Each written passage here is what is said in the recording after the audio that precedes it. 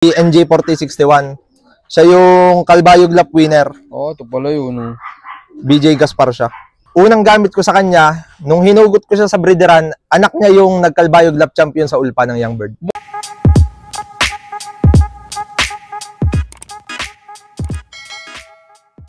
Magandang araw mga kalapatids. Ako si Earljan Marasigan, Pigeon Fancier ng Sampaguita, Lipa City, Batangas. Yun, siyempre bago ulit nating simulan tong video to, sir. Maraming salamat po sa pag-unlock na makapag-loop visit sa'yo. Sir, pwedeng palang malaman anong taon ka nag-start sa pagkakalapati? Nag-start kami 2021 na. Pero nakapag-start naman ako nung bata pa, kaso isang season lang. Pero nung nagseryoso kami 2021, pero 2022 na kami nakapaglipad.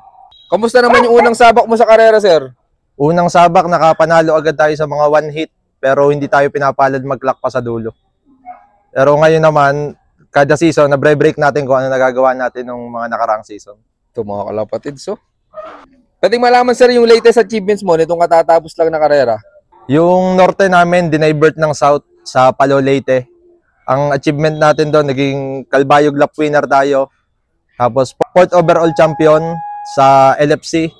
5th overall champion ng sectoral ng East Sector sa 1 Batangas at 10 overall champion ng open race. Tapos sa Ulpa ngayong South, 3rd overall champion ng Batangas area, Calbayog Lap winner ulit tayo. 4th overall ng all area, Batangas at Laguna, 3rd overall ng Off Color Derby, 3rd overall ng Open Young Bird, yung mga sprint, pasok din tayo yung Katanawan to Calbayog, 4th overall din tayo. Ayo, solid mga kalapatid. Sir, pwedeng malaman yung mga bloodline na hawak mo dito sa ilok mo? Ang gumagana dito sa lop ko, yung unang-una yung BJ Gaspar, mga Emil, galing sa mentor ko sa Bulacan, kina Juanito De Jesus at kay Jimmy Male.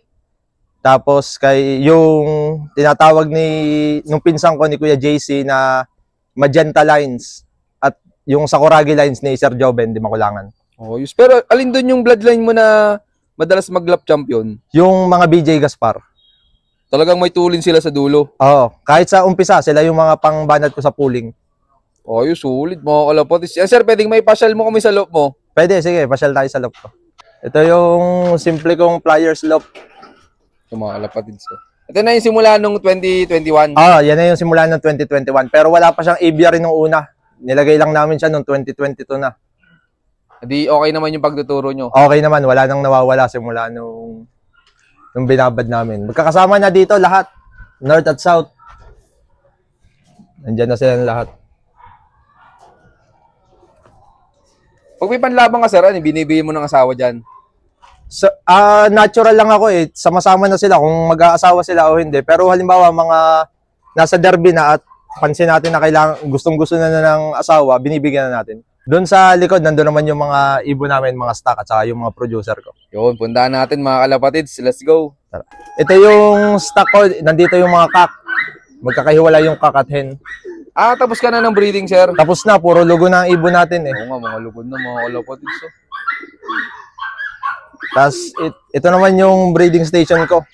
Dito ako nagsasalang. May ilang pa ako nakasalang. So, bali ano to, sir? Pang summer na. Hindi ako maglilipad ngayong summer eh. Lumabis lang. Hindi ko lang pwedeng baklasin kasi sayang din. Producer ko silang dalawa eh. Okay. Pero ito pang south pa yung isang inakay. Pahabol, sir. Pahabol yan. Pero ikaw dito, sir, pag south, anong month ka nag-rebreed? Nagsisimula ako February o March. Kasi kaunti lang breeder ko. Ang hinahabol ko yung disgrasya sa inakay. Kung sakaling magkasakit, mapapaltang ko pa sila. Okay. Pero sa breeding, sir, hanggang ilang clutch ka? Pinakamataas na sa akin, 2. Kung gusto ko mag-stock, magtitira, may mga pahabol hanggang 3 lang. Pero gaano ka pala kadami, sir, maglaro? Ang pinakamadami ko to, sa North, konti lang ako maglaro. Ngayon, nilalaro ko 2 lang, hanggang 5 peraso lang. Konti yun, pero pagka South, 20 pieces. Talagang tinutudoan mo sa South ako madami. Kasi yung mga tawidan dagat, Mas doon ako nakaka-focus pagka South. Kumbaga, masiyang ka sa South. Masiyang sa South. Kaya pala. Dito sa likod, yung bago kong pinagawang stock loop. May bagong loop si sir, mga kalapatids. Yung ganda, Suportado naman sa pag-iibon ng magulang, sir? Suportado. Ang unang nagpagawa ng loop ko, tatay ko. Tapos, ito na yung katas nung winner namin ngayon itong South. Ito mga kalapatids. Nandito ang mga hen.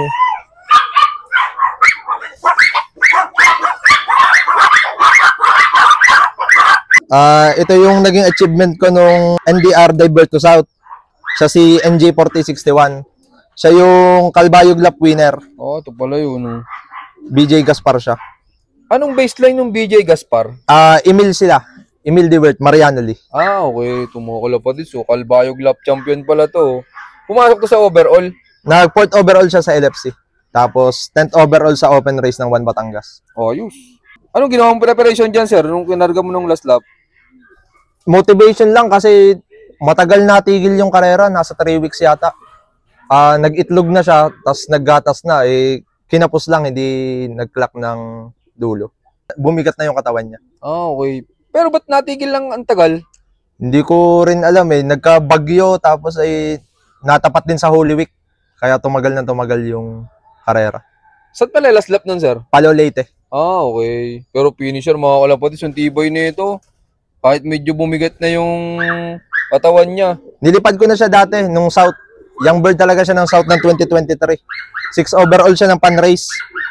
Multiple pulling winner din. Survivor partaker. Itinigil ko lang siya kasi nakain ng sawa yung nanay niya. Kumbaga ginamit mo ng materyales. Tapos i-breed ko siya nung breeding season ng South. Nainip yung airpot ko na wala kaming panlaro ng North. Kaya hinugot ko siya sa breederan. Nag-iisa siyang inilipad ko ng NDR Divert to South. Tapos nanalo pa. Nanalo pa. Yus, tinan nyo mga kalapatids, ang tibay nito. Tapos sir, kamusta naman to sa breeding? Kamusta yung mga naging anak niya? Unang gamit ko sa kanya, nung hinugot ko siya sa breederan, anak niya yung nagkalbayog lap champion sa ulpa ng young bird. Yus, mga kalapatids, tinan nyo. Producer na nung Calbayog Lap champion. Sa ulpa. May ilang ibon niya naka-entry doon, sir? Almost 5,000 yata. Sa mga hindi nakakalam, big love na yun dito, mga kalapatids. Laguna at Batangas yung pagkasama doon. Abangan natin yung mga magiging anak pa nito, mga kalapatids. Kaya naman pala, nakailang kalas ka dyan, sir? Patatlo na ngayon. Mga kalapatids, patatlo no. Sinusolidan niya. Yung mga pang-south mo, karamihan, mga anak nan. May mga anak na to dito. Pero magkaibang kak. Sinubukan ko siya sa line breed at saka doon naman sa cross. Kamusta naman yun sa line? Sa line breed, ngayon ko pa lang magagamit siya, pero nung una, Emil din kasi yon, isang strain din ng Emil yung una niyang nakapares dun sa yung naging lap champion ng Calbayog. Tapos ngayon, ito naman yung ibon na to, producer din sa akin to. Nag-produce to ng multiple pulling winner. Tapos Motor Cup lap winner. Mga kalapatids. Anong bloodline nito, sir? Jason Kupman, yung line ni 23, line ni 23. Nakakross sa 55 ni Kuya Eboy Silva.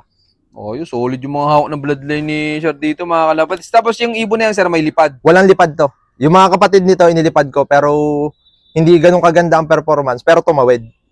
Siya, ginawa ko talagang stock, pero maganda yung produce niya. Kamusta yung unang subok mo dyan? Nag-produce agad? Yung unang gamit ko sa kanya, yun, yung Motor Cup lap winner, tas multiple pulling winner. Ayos. Kaya sinunod-sunod mo na pangalawang gamit ko sa kanya ngayon. Yung kapatid niya, yung nestmate niya, producer din kila Kuya Eboy ng 2 times lap winner ng Motor Cup hanggang second overall ng pan race hanggang Calbayog. Ayos, yung tibay ng bloodline nila, sir, kahit sa ibang lupa, mga kalapatids, tuwan-tuwa yung mentor mo nung binalita mong nag-lap champion. Laging nakasuporta sa akin ng mga yon. Laging nakabantay din sa lipad ko. Isang chat ko lang sa mga yon, magre-reply agad. Ayos. Yan, sir, baka may magtanong na viewers natin mag-out ka ba ng mga magiging anak na nila? Nag-out naman tayo, basta may sobra. Yun, ayan, nasa screen yung kanyang Facebook name, mga kalapatids, i-PM nyo na lang.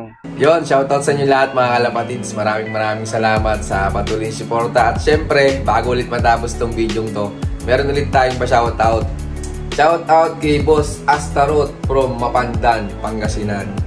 Yan, dyan tayo, wala pa tayong nalolo visit. Medyo may kalayuan, pero soon, pupunta din tayo dyan. At shoutout kay Shiobals Mini Rabbit. At shoutout din kay Sir Noel Tonido ng Mexico, Pampanga. Yan, sa Pampanga wala din tayo nabibisita pa. Medyo may kalayuan, pero uti-uti na rin yan. Shoutout kay Barotilop ng Liliw, Laguna.